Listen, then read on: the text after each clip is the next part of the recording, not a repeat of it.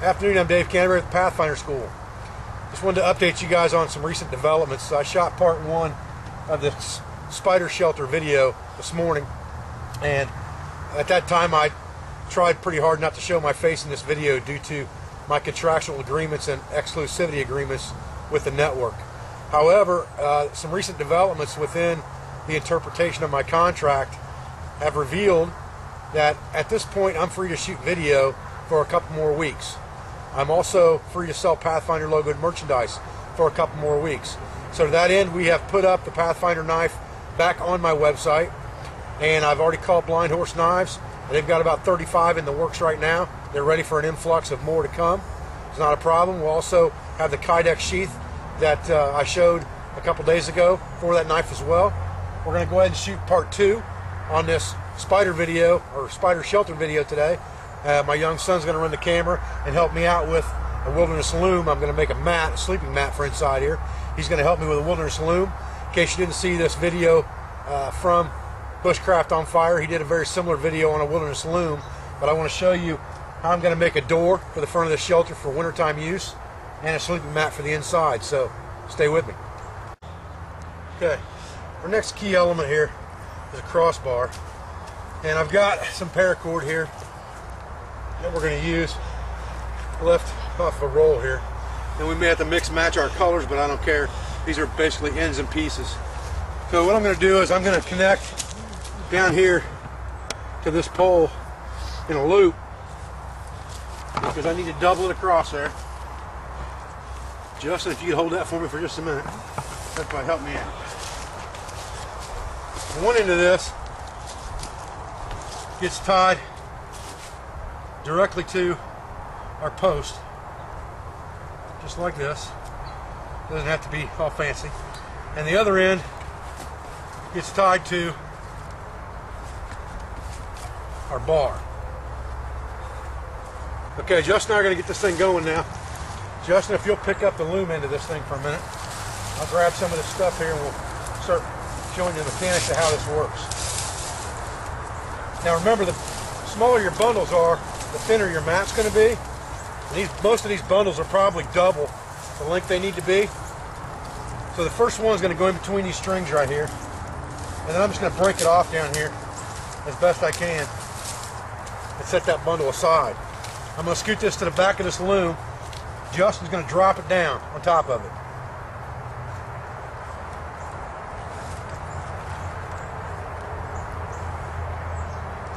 Okay, now the next bundle has to go in between. If we had this thing setting up a little bit better, or a little higher, we'd be better off. That's okay.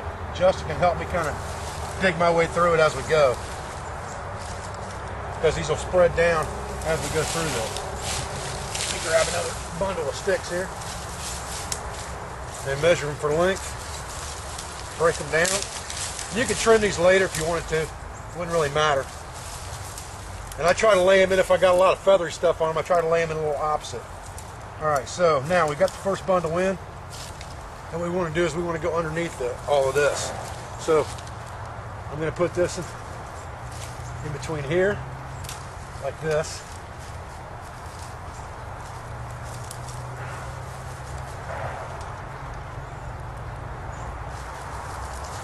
And underneath this one. Underneath this one.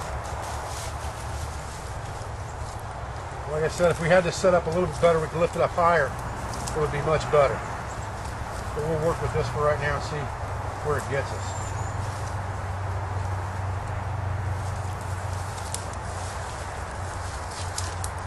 And now if I push these tight up against here, Justin, if you'll lift it up again.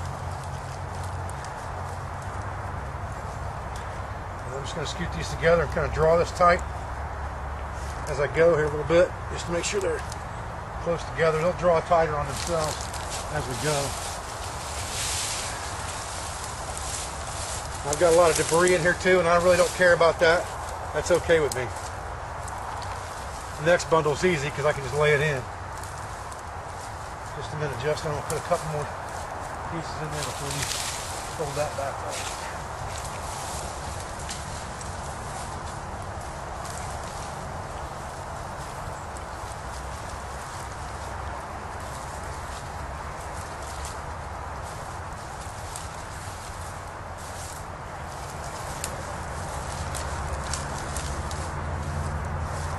Okay, Justin, go ahead and push that down.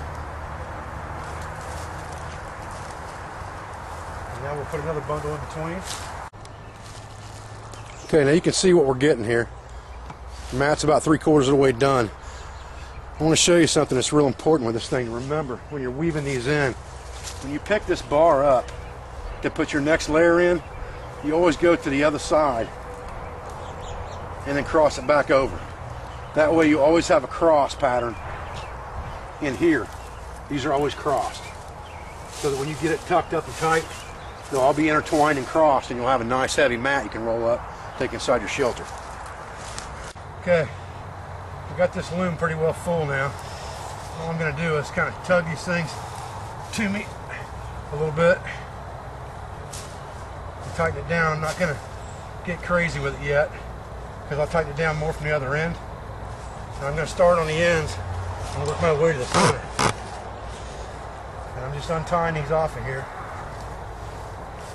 off both the loom and the stick here, a weaving stick, to get this the way I want it. Like I said, I'm just tying these ends semi-tight for the moment because I'm going to go down to the other end and tighten it down from there as well. But I'm going to push everything this way after I get these undone and tied up. And I'll show you that when I get there in just a second, once I get all these untied from the loom. Okay, so now I've got the end, one end of my loom is tied, untied here, and tied down. So now I can go through here and tighten all this up and pull it toward me against those knots, and then I'll work on the other side of this loom. I'm going to have some slack in here. That's pretty obvious. You can see that once I tighten this up, how much slack I've got there. And if it comes undone off of there, I'm not all that worried about it right now because I'm going to use those for tie-offs in just a second anyway, and they're just wrapped around there. Now, I'm going to come back here with my machete. So I got to go fetch off the tree. And again, I'm going to start on the outside and just cut this line and tighten all this down in toward it.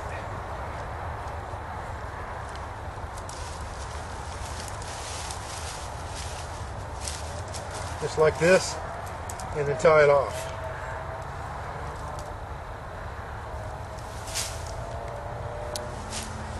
We got our mat tied off, and now all I'm going to do for now is I'm going to roll it up because I'm going to run out of daylight here.